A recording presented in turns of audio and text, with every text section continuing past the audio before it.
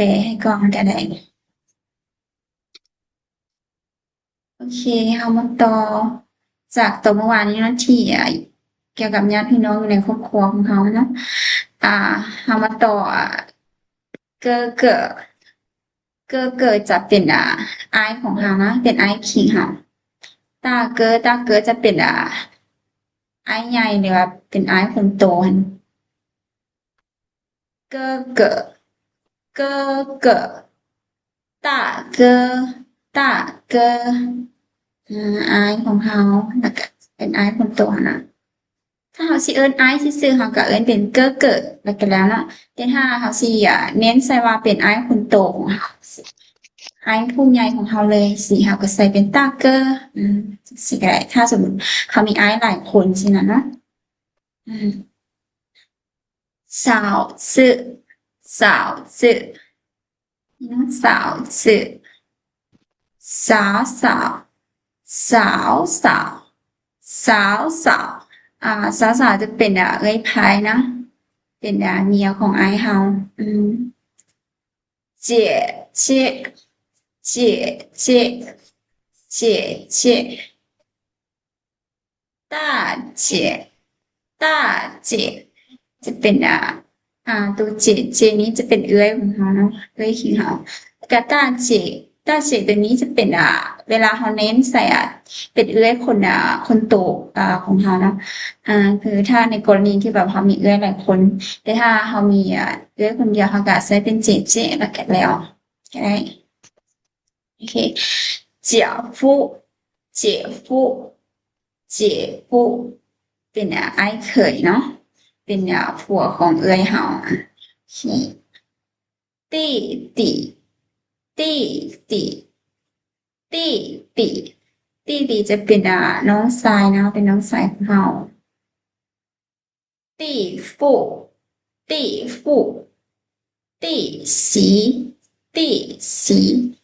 อืมจะเป็นน้องพายเนาะอันนี้เราสามารถใช้ได้สองคำก็คือตี้ฟู่กับตี้สีก็ได้เป็นน้องพายเรา妹妹妹妹妹妹ตัวเมย์ตัวนี้จะเป็นเสียงเบานะเราบริใส่เสียงมันนิดอย่างใส่妹妹น้องสาว妹夫妹夫ผัวของน้องสาวเนาะน้องเขย侄子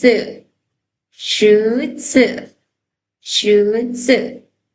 หลานชายนะตอนนี้จะเป็นหลานชายที่เป็นลูกของอ้ายกับน้องชายเขาเด้อจะเป็นฝั่งผู้ชายนะ侄子侄女侄女侄女侄女จะแม่นหลานสาวที่เป็นลูกของอ้ายหรือว่าลูกของน้องสายเฮาเนาะจะเป็นฝั่งผู้ชายโอเคถ้าเป็น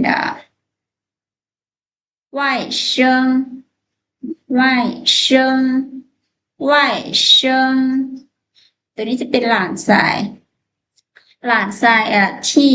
เป็นลูกของเอื้อยหรือว่าลูกของน้องสาวเนาะตัวนี้เขาจะเอิ้นเป็น外甥外甥女外甥女外甥女ตัวนี้จะเป็นหลานสาวที่เป็นลูกของเอื้อยแล้วก็ลูกของน้องสาวเนาะที哥哥大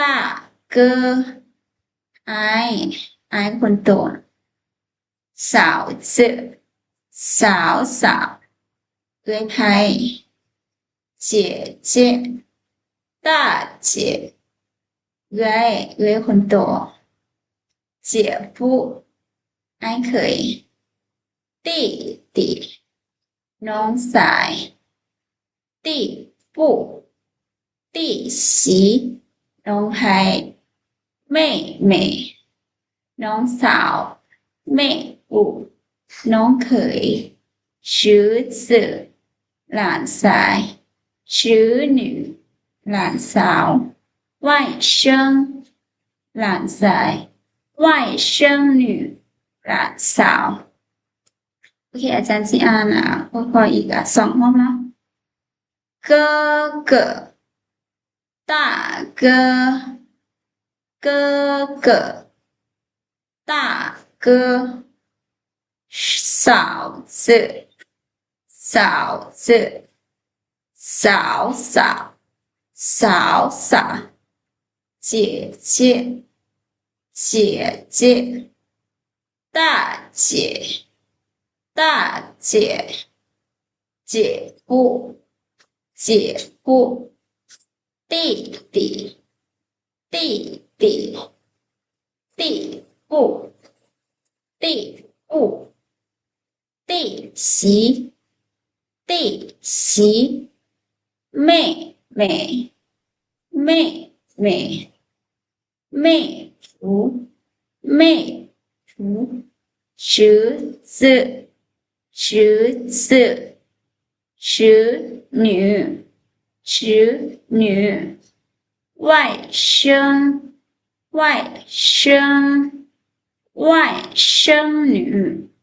外甥女โอเคตัวที่อาจารย์อ่านแล้วก็อาจารย์แปลเป็นลาวนี่พอเข้าใจอยู่บ่ โดยเข้าใจโอเคน้องน้องตัวหางเข้ามาเนาะโอเคน้องมีน้องเสียสะดวกสิอ่านบ่หรือว่าน้องเสียฟังไว้ก่อนก็ได้เนาะแล้วแต่ความสมัครใจอาจารย์บ่เป็นหยัง อาจารย์หลังอ้างก็ได้โอเคลองอ่านก็ได้เนาะมีแต่อ่านตัวใดที่บ่ได้เดี๋ยวอาจารย์ก็จะสอนคือเก่าโอเคโดยเก้อเกิดอืมต้าเกิดเศร้าสือ嫂子เศร้า嫂เศร้าเศร้าเดี๋ยวมันจะเป็นเจี๊แบบว่ายเจี๊ย嫂嫂嫂子ลองไหม ต้าต้าเกิดเดี๋ยวตัวตั้งเกินนี่ถือละมีแต่เดี๋ยวน้องลองไปตัวสาวอาจารย์ได้สึกยินอยู่วะโดยได้ยิน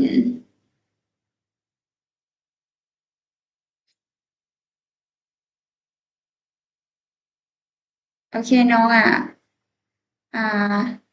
ได้ยินบ่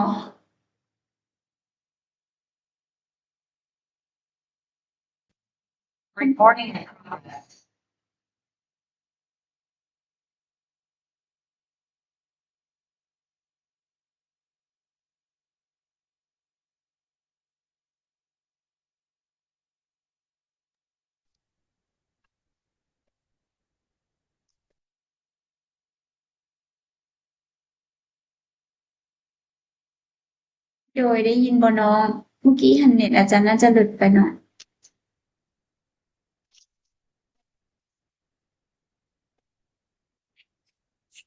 อ้างไม่วะโอเคแม่เมื่อกี้เน็ตอาจารย์น่าจะหลุดเพราะว่าอ่าเป็นอย่างเดียวค่ะมาเริ่มใหม่ก็ได้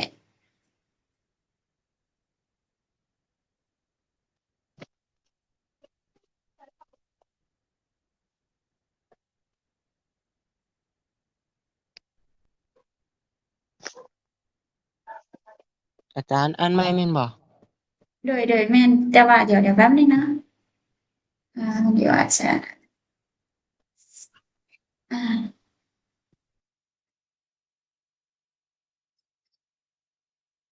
โอเคอ่ามาเริ่มใหม่ก็ได้หรือว่าน้องต่อตัวสาวจือไปก็ได้ โดยต้อตัวสาวจึงโดยต่อสาวจือไปเลยก็ได้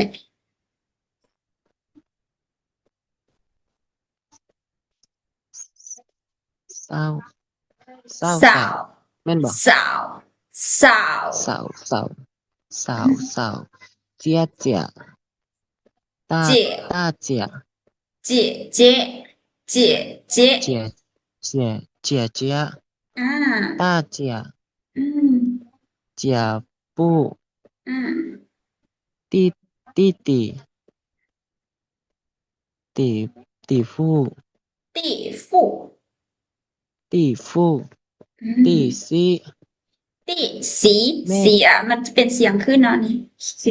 ตี้สีอ่าตี้สีอืมแม่แม่อืมแม่แม่ฟู่แม่นบ่ด้วยซื่อจื้อจื้อซื่อจื้อหนึ่งจื้อจื้อซื้อจื้อซื้อจื้อหนึ่งเนาะเป็นตัวโจมันจะออกตัวโจเนาะจื้อจื้อซื้อจื้ออืมโอเคซื้อซื้อหนึ่งอืมไหวไหวซื่นแม่นบ่外甥ไหวเซินไหว生เซินหนึ่ง生生ไหวเซินมันจะออกเป็นตัวโชเนาะโชโช外อื甥มไหวเซินอืไหวมเชิญไหวเชิญหนึ่งแม่นอ่าบ่โอเคแม่นเก่งหลายน้องนี้เลยโอเคเดี๋ยว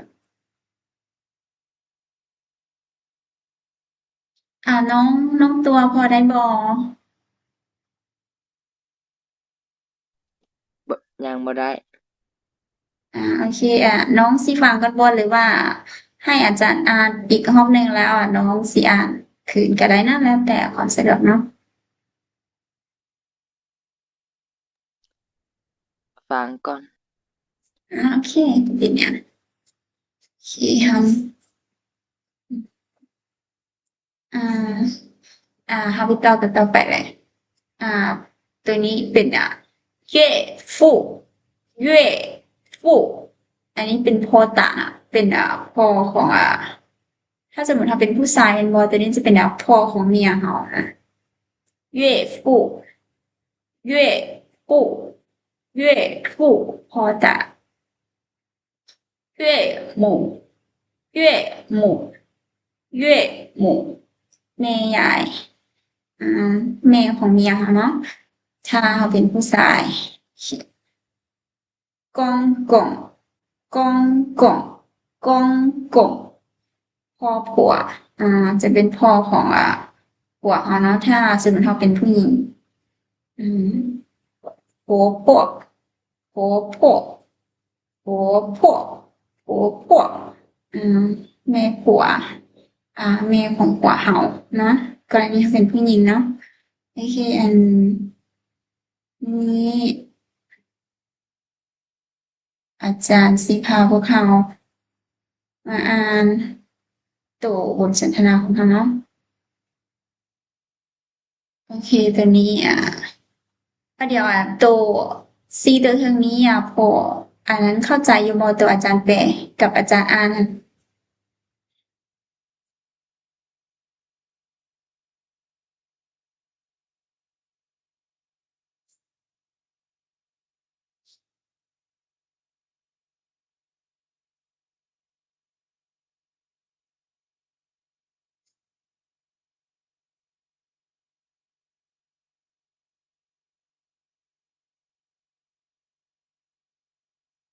โอเคพวกน้องพออันนั้นเข้าใจอยู่บ่ตัวอาจารย์แปลเราตัว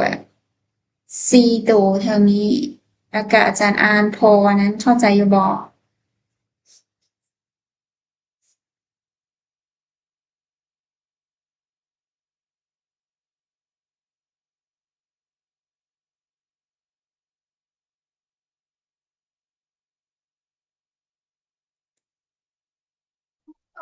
อาจารย์อันใหม่ได้ป่ะโดยได้ มีแต่พวกน้องบ่เข้าใจหรือว่าอาจารย์อ่านบ่ซั้นมีแต่พวกน้องต้องบอกอาจารย์คือเนาะเพราะว่าถ้าพวกน้องบ่ว่าหยังเลยคืออาจารย์จะบ่ฮู้โอเคเดี๋ยวอาจารย์สิอ่านใหม่เนาะแล้วก็แปลใหม่ค่อยๆไปนำกันเนาะโอเคตอนนี้岳父岳父พ่อตาเนาะเป็นพ่อของเมียเฮาเนาะในกรณีที่เขาเป็นผู้ชายเด้อ岳父岳父岳母岳母岳母แม่ใหญ่เขาเนาะ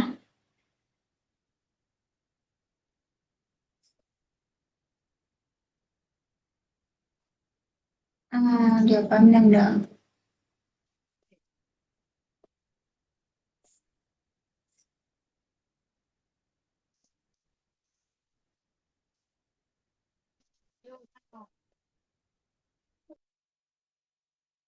โอเคมันบ่เห็นอีหยังเลยแม่นบ่น้อง